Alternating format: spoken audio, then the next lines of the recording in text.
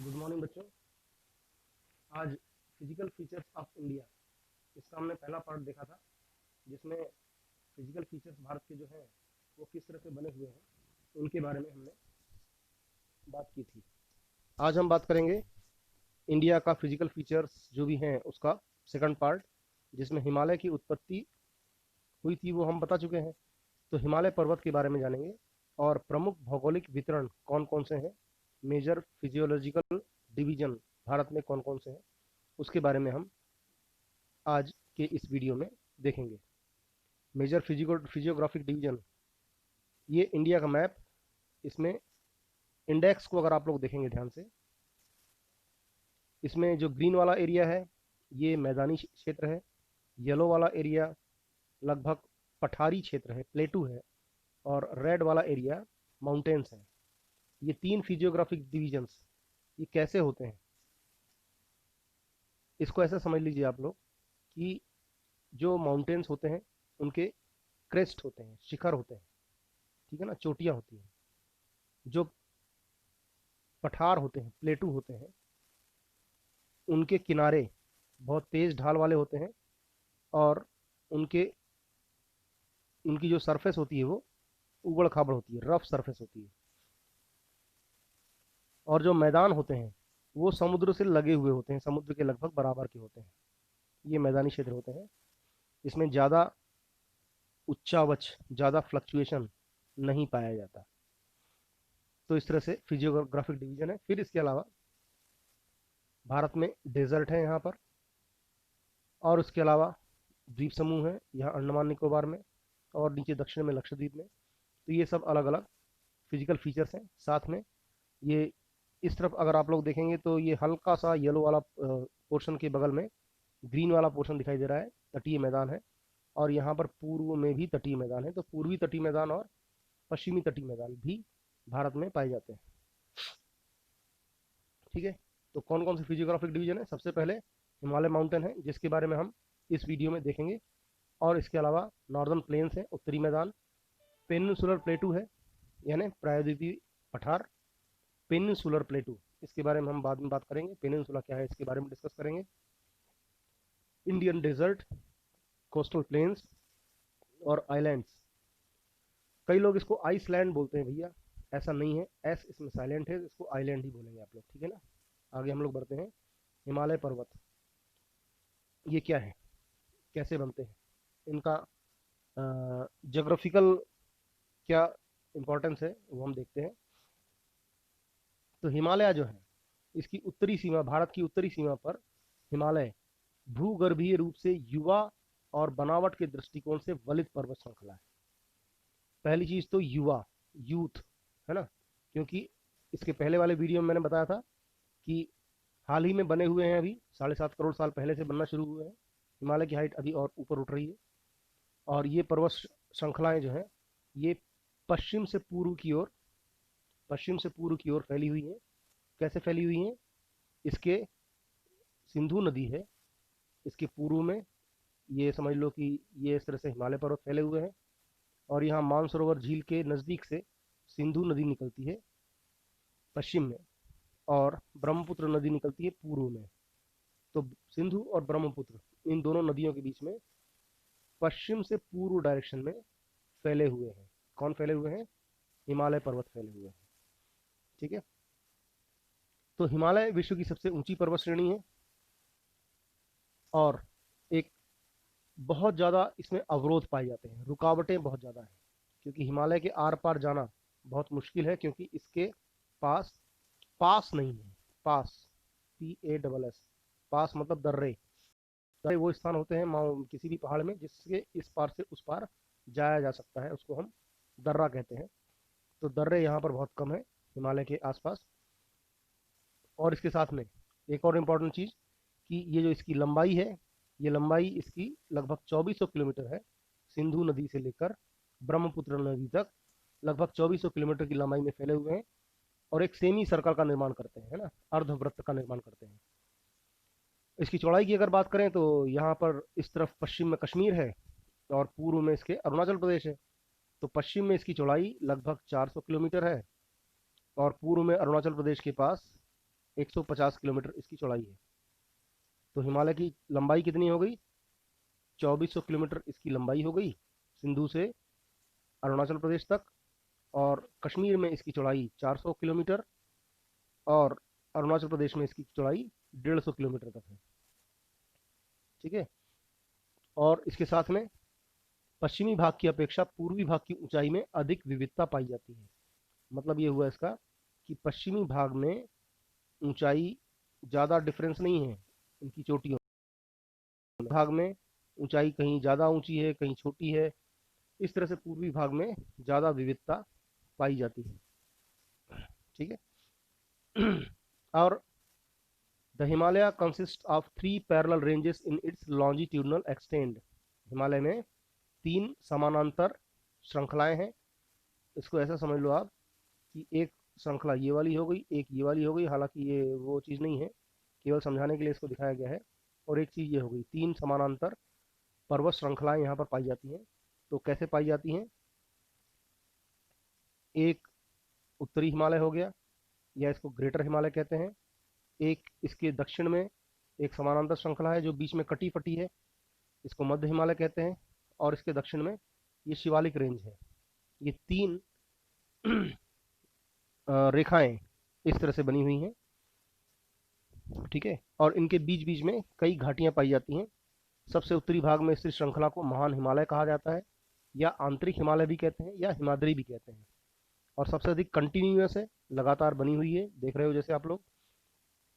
और इसके बीच वाली जो भाग है ये कटा फटा है, मिडिल हिमालय जिसको कहते हैं। ठीक है ना। अब हम बात करते हैं ग्रेटर और इनर हिमालय की। जो महान हिमालय है, महान हिमालय लगभग 6000 मीटर की ऊंचाई का है। अब इसमें जो 3 हिमालय अपन ने देखे हैं, इसको हम ऐसा अगर समझ लें कि ये इंडियन प्लेट थी और ये यूरेशियन प्लेट थी, इसके बीच में टैथी समुद्र था। तो यहाँ पर एक गड्ढा बना, और इसके बाद ये शिवालिक, ये मिडिल हिमालय, और ये ग्रेटर हिमालय, और फिर तिब्बत का प्लेटू इस तरह था। तो महान हिमालय जिसकी हम बात कर रहे हैं, इसकी ऊंचाई समुद्र तल से लगभग 6000 मीटर एवरेज है। हाईएस्ट नहीं है, हाईएस्ट तो माउंट एवरेस्ट है 8848 मीटर का। तो ये 6000 मीटर एवरेज है। मिडिल हिमालय की 4500 मीटर हाईएस्ट है, और शिवालिक 1600-1700 मीटर की हाइट पर बने हुए हैं। ये तो होगी हाइट की बात। ठीक। तो ये जो यहाँ पर माउंट एवरेस्ट यहीं पर पाया जाता है, और कंचनजंगा सिक्किम में, सिक्किम के नज़दीक नेपाल में माउंट एवरेस्ट और कंचनजंगा ये दोनों चोटियाँ पाई जाती हैं। जो ग्रेटर हिमालय या महान हिमालय है, इसके जो फोल्ड हैं वो असममित है, यानी एसिमेट्रिकल है। अब ये एसिमेट्रिकल या सममित क्या होता है? एसिमेट्रिकल या सममित होता क्या है? एक्चुअली एक ट्रायंगल हम बनाते हैं, इसमें दोनों तरफ स्लोप जो है ना बराबर दिख रहा है, इसको हम सिमेट्रिकल कहेंगे। लेकिन अगर एक तरफ स्लोप ज़्यादा तेज हो और एक तरफ बहुत स्लो हो, ये एसिमेट्रिकल होता है। तो हिमालय के जो वलन है, जो फोल्ड है, वो किस तरह से हैं? वो उबड़ खाबड़ हैं, किसी भी तरह से कहीं पर भी मोड़ पड़े हुए हैं, बराबर नहीं है, इसलिए ये सिमेट्रिकल नहीं है। ठीक है ना। इसलिए इनको हम कहेंगे कि असममित है या एसिमेट्रिकल है। हिमालय का जो कोर है वो ग्रेनाइट से बना हुआ है। अब ग्रेनाइट से कैसे बना? जबकि अपन ने बात की थी कि तैतीस समुद्र में तो मलबा था, नदियों के द्वारा लाया गया, अवसाद का जमाव हुआ था यहाँ पर। तो भैया यहाँ से मैग्मा जो ऊपर की ओर निकला था, वो मैग्मा भी कुछ मात्रा में हिमालय में पाया जाता है। इस तरह से ग्रेटर हिमालय के कोर में मैग्मा का ऊपर की ओर ड्रिफ्टिंग हुई थी, प्रवाह हुआ था। तो इससे यहाँ पर ग्रेनाइट की चट्टानें हिमालय के कोर में पाई जाती हैं। ये पूरे साल भर बर्फ से ढका रहता है, और कुछ ग्लेशियर्स हैं इस रेंज में पाए जाते हैं। बर्फ से ढका रहता है लगभग कहीं ये 4000 से लेकर 5000 मीटर की हाइट तक। उसके ऊपर वाला पार्ट स्नो लाइन रहती है। तो स्नो लाइन जो होती है उसके ऊपर हमेशा, जैसे मान लो ये माउंटेन है और लगभग 5000 मीटर हम एवरेज हाइट मान लें, इसको हम कहते हैं स्नो लाइन, है ना। तो स्नो लाइन का मतलब होता है कि इस लाइन के ऊपर हमेशा बर्फ जमी रहती है, ठीक है ना। इसलिए लिखा है पेरेनियली स्नो बाउंड, साल भर बर्फ से ढका रहता है। और नंबर ऑफ ग्लेशियर, बहुत सारे ग्लेशियर्स हैं। ग्लेशियर्स का मतलब क्या होता है? ग्लेशियर्स का मतलब होता है कि बर्फ की नदियां, यानी इसके ऊपरी भाग में बर्फ जमा है और वो बर्फ ढाल की वजह से पिघलती है, नीचे खिसकती है। उसी खिसकने वाली बर्फ को ग्लेशियर कहा जाता है। ग्लेशियर, बर्फ की नदियाँ, ठीक है ना। दूसरे नंबर पे आता है हिमाचल या मध्य हिमालय, लेजर हिमालय। इसमें हिमाद्री के दक्षिण में श्रृंखला सबसे अधिक असम है, गड़बड़ है। असम है मतलब समान नहीं है। और हिमाचल या निम्न हिमालय के नाम से जानी जाती है। इन श्रृंखलाओं का निर्माण अत्यधिक संपीड़ित और परिवर्तित शैलों से हुआ है। संपीड़ित यानी कंप्रेस्ड, कंप्रेस्ड ये वर्ड आया है। और एंड अल्टर्ड रॉक, संपीड़ित और परिवर्तित शैलें यहाँ पर पाई जाती हैं। कंप्रेस्ड, कैसे कंप्रेस्ड हुई हैं? फिर वही बात यहाँ पर आती है कि इंडियन प्लेट और यूरेशियन प्लेट, इनने जो प्रेशर डाला है उस प्रेशर की वजह से मिडिल हिमालय में ज़्यादा प्रेशर पड़ा है, इसलिए यहाँ पर जो चट्टानें पाई जाती हैं वो चट्टानें कैसी हैं? कंप्रेस्ड हैं। हिंदी में इसको कहेंगे संपीड़ित। और अल्टर्ड है, यानी उनका रूप परिवर्तित हो गया है। रूप परिवर्तित हो गया, यानी रूपांतरित चट्टानें यहाँ पर पाई जाती हैं इस क्षेत्र में, ठीक है। इनकी ऊंचाई, अभी बात की थी अपन ने, लगभग 4500 मीटर के आसपास है। और औसत चौड़ाई 50 किलोमीटर है। अब चौड़ाई की बात अपन करें तो जैसे अपन ने बात की थी कि यहाँ पर कश्मीर में हिमालय 400 किलोमीटर है चौड़ा, और अरुणाचल में 150 किलोमीटर है। तो ये हिमालय के ये तीनों पार्ट्स जो है ना, महान हिमालय, मध्य हिमालय और शिवालिक, ये तीनों पार्ट की चौड़ाई थी यहाँ 400 किलोमीटर। तो इन तीनों को भी अगर अलग अलग पार्ट में डिवाइड करें तो शिवालिक, फिर मिडिल हिमालय, फिर ग्रेटर हिमालय। तो ग्रेटर हिमालय की जो चौड़ाई है वो लगभग 100 किलोमीटर के आसपास है। मिडिल हिमालय की चौड़ाई ये लगभग 50 किलोमीटर के आसपास है। और शिवालिक की चौड़ाई लगभग 10 से 15 किलोमीटर के आसपास है। ये इनकी चौड़ाइयाँ हो गई एवरेज, ठीक है ना। अब इसमें जो अलग अलग रेंज बनी हुई हैं, जिसमें मिडिल हिमालय के जो अलग अलग पार्ट थे उनको अलग अलग नाम से जाना जाता है। जैसे कि इन नामों को धौलाधार, महाभारत, पीर पंजाल, इस तरह से नाम दिए गए हैं, है ना। पीर पंजाल ये कश्मीर में है, धौलाधार और महाभारत रेंज ये उत्तरांचल में है, ठीक है ना। अब इन्हीं के बीच में एक और इम्पॉर्टेंट चीज़ है कि घाटियाँ। ये मिडिल हिमालय हो गया और ये ग्रेटर हिमालय हो गया। इनके बीच में जो घाटी है ना, ये घाटी जैसे कश्मीर घाटी हो गई, है ना। हिमाचल प्रदेश में कुल्लू और कांगड़ा की घाटियाँ हो गई। तो लोग यहाँ पर रहते हैं, यहाँ ऊंचाई पर नहीं रहते, है ना। ये घाटियों में लोग रहते हैं। तो ये घाटियों में फूल, फल, सब्जियाँ, इनकी खूब सारी खेती होती है। तो ये नदियों के द्वारा बनाई गई घाटियाँ हैं, ये दोनों पर्वतों के बीच में, ठीक है ना। अच्छा, अब एक और इम्पोर्टेंट चीज़ यहाँ पर आती है कि यहाँ पर क्या मिलते हैं? Hill stations. जितने भी हिल स्टेशंस हैं वो सब यहीं पर पाए जाते हैं, ठीक है। जैसे नैनीताल, दार्जिलिंग, चक्राता, है ना, शिमला, ये सारे जो हिल स्टेशंस हैं जहाँ पर लोग गर्मियों में छुट्टियां मनाने जाते हैं, वो सब मिडिल हिमालय में ही पाए जाते हैं। आगे बढ़ते हैं। शिवालिक, हिमालय की सबसे बाहरी श्रृंखला, इसको शिवालिक कहते हैं। इसकी चौड़ाई 10 से 50 किलोमीटर है और ऊंचाई केवल 900 से 1100 मीटर है। ये श्रृंखलाएं उत्तर में स्थित मुख्य हिमालय की श्रृंखलाओं से नदियों के द्वारा लाए गए सेडिमेंट से जमी बनी है। नदियां जो नॉर्थ में सेडिमेंट्स से लेकर आती थी, उन सेडिमेंट का डिपोजिशन यहाँ पर हुआ है और वो डिपोजिशन पूरा शिवालिक के रूप में उभर कर आया है। शिवालिक इस तरह से बना है। तो यहाँ पर जो इनका संगठन हुआ है पत्थरों का, वो नदियों के द्वारा लाई गई बालू, बजरी, मिट्टी, पत्थर, इनके द्वारा हुआ है। शिवालिक और मिडिल हिमालय के बीच में भी कुछ घाटियां हैं, है ना। जैसे ये शिवालिक हो गया और ये मिडिल हिमालय हो गया। इन दोनों के बीच की जो घाटियां हैं, इन घाटियों को दून और द्वार कहते हैं। तो इसको, जैसे दून मतलब देहरादून, पाटली दून, कोटली दून, ये दून घाटियों के नाम है। और द्वार जैसे हरिद्वार, नाथ द्वार, इस तरह से इनके अलग अलग जगह पर अलग अलग नाम है शिवालिक, ठीक है ना। अब Himalaya has been divided on the basis of region from west to east, these division have been demarcated by river valleys. अब इसके साथ में हिमालय का हम पश्चिम से पूर्व की ओर चलते हुए अलग अलग पार्ट में इसका डिवीजन कर सकते हैं, और ये जो डिवीजन होता है इसको हम अलग अलग नदियों के द्वारा बांट सकते हैं। तो इन नदियों को तुम लोग याद रखना है। नदियों को कैसे याद रखोगे उसका तरीका मैं बताता हूँ। अपने को याद रखना है, एक minute, S S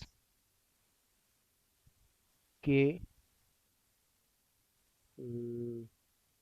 T B, SSKTB, या हिंदी में अगर इसको लिखोगे तो सी स क, सिंसक, ठीक है ना।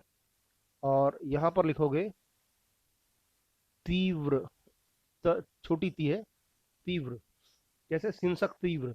अब ये कैसे होता है, ये पहले वाला जो पार्ट है ना इसको हम कहेंगे सिंधु नदी से लेकर सतलज नदी तक फैला हुआ है। दूसरा वाला जो पार्ट है वो सतलज नदी से के फॉर काली, काली नदी तक फैला हुआ है।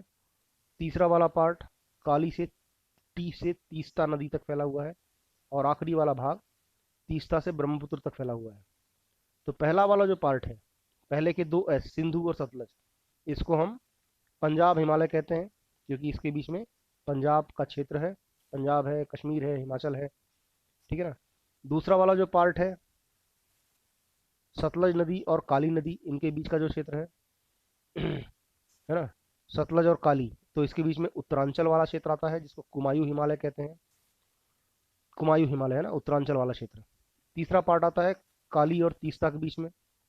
तो काली और तीस्ता के बीच में तो भारत में पर्वत है ही नहीं, क्योंकि उत्तर प्रदेश है।